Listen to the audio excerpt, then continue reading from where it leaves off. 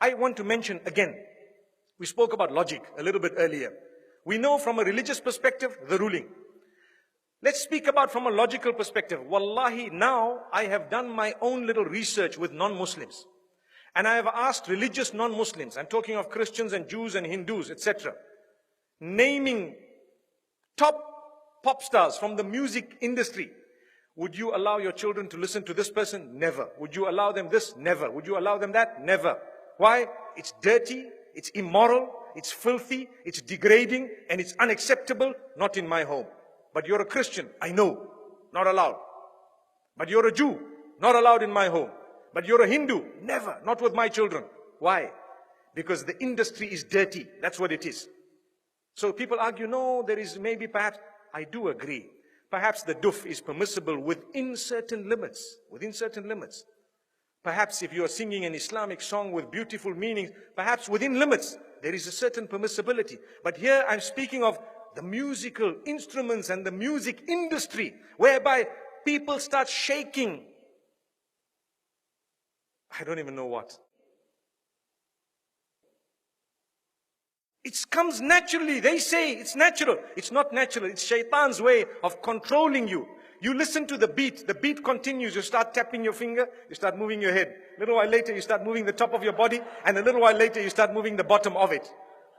May Allah subhanahu wa ta'ala forgive us. And the words have become so dirty, my brothers and sisters, that it is a sign of the hour. And people say, nothing wrong. My brother, you have a beard that reaches the ground and you're still bopping. Astaghfirullah. May Allah forgive you and forgive all of us. You cannot do that. We need to be careful. I want to teach you something very, very beautiful. Why don't you replace that with the Quran? Melodious recitation. Listen to Ra'ad al-Kurdi. Listen to anyone else that you would perhaps like, Sa'ad al-Ghamidi. Beautiful recitals of your choice. Abdul Basit, Abdul Samad, whoever else you like. There will be so many people. Replace it. It's beautiful. It's soothing. Go onto YouTube and check how the non-Muslims reacted to a survey or a little test, an experiment that was done where they were told to listen to this Quran without knowing it's the Quran and comment about it. Wallahi, now in Europe, the test was done recently and a lot of them say, it's so calm, it's so cool, it's so soothing. I feel spiritual. Go and listen to the answers. It's there live for everyone to see.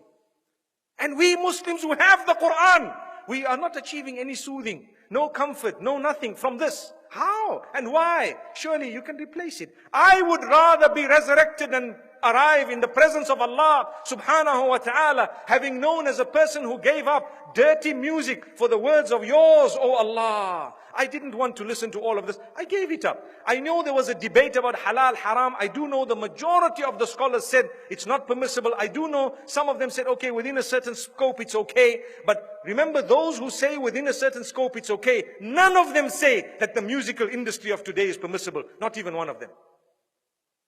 Remember that. I would rather come in front of Allah and be resurrected as a person who just substituted all of this for the Quran. Allahu Akbar. Donate now. Go to thedailyreminder.org/donate.